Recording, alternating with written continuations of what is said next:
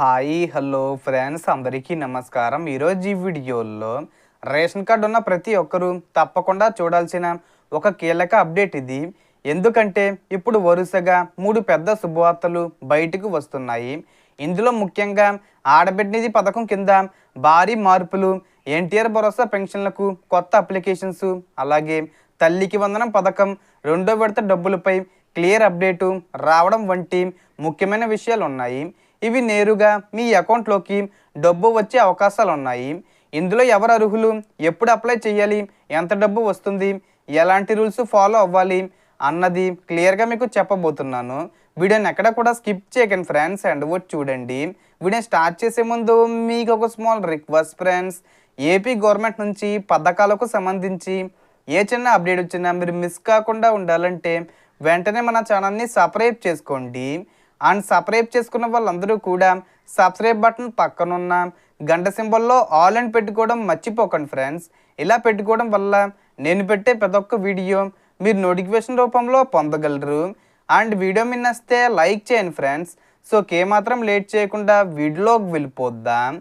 So ration card ఉన్నవారికి ఇప్పుడు వస్తున్న 3 ముఖ్యమైన శుభవార్తల గురించి క్లియర్గా చెప్పుకుంటే, మొదటిగా ఆడబిడ్డ నిధి పథకం గురించి చాలామంది ఎదురు చూస్తున్నారు.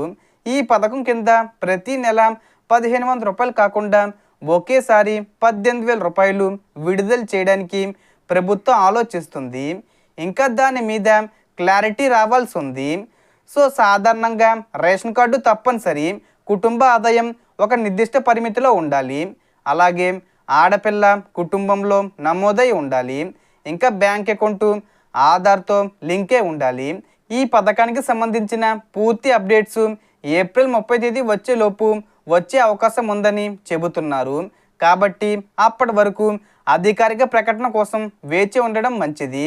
ఇక రెండో పథకం ఎన్టీఆర్ భరోసా గురించి మాట్లాడితే, 50 సంవత్సరాలు దాటిన వారికి పెన్షన్ ఇవ్వడానికి కొత్త అప్లికేషన్స్ ప్రారంభించే అవకాశం ఉందని సమాచారం.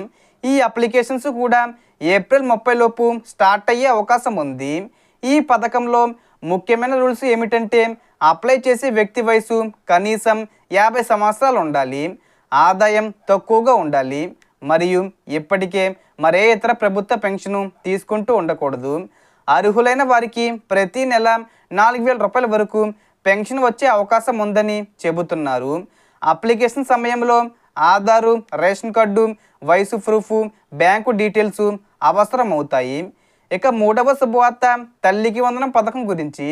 ఈ పథకం కింద 1వ తరగతి నుండి ఇంటర్ సెకండరీ వరకు చదువుతున్న విద్యార్థులకు 13,000 రూపాయలు ఆర్థిక సహాయం అందిస్తున్నారు.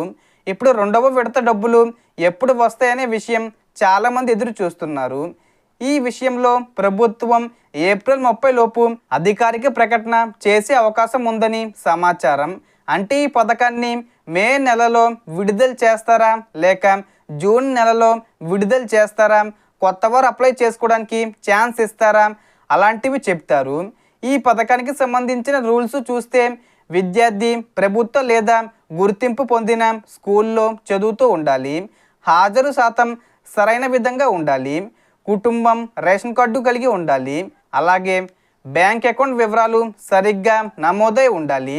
ఇవన్నీ కంప్లీట్ చేసుకుని రెడీగా ఉండండి. మొత్తానికి ఈ 3 పథకాలపై స్పష్టమైన అప్డేట్స్ త్వరలోనే వచ్చే అవకాశం ఉంది. కాబట్టి అధికారిక ప్రకటననే ఫాలో అవ్వడం చాలా ముఖ్యం. So total information friends. మీకు ఈ వీడియో నచ్చితే లైక్ చేయండి, షేర్ చేయండి, అండ్ సబ్స్క్రైబ్ చేసుకోండి. Thanks for watching.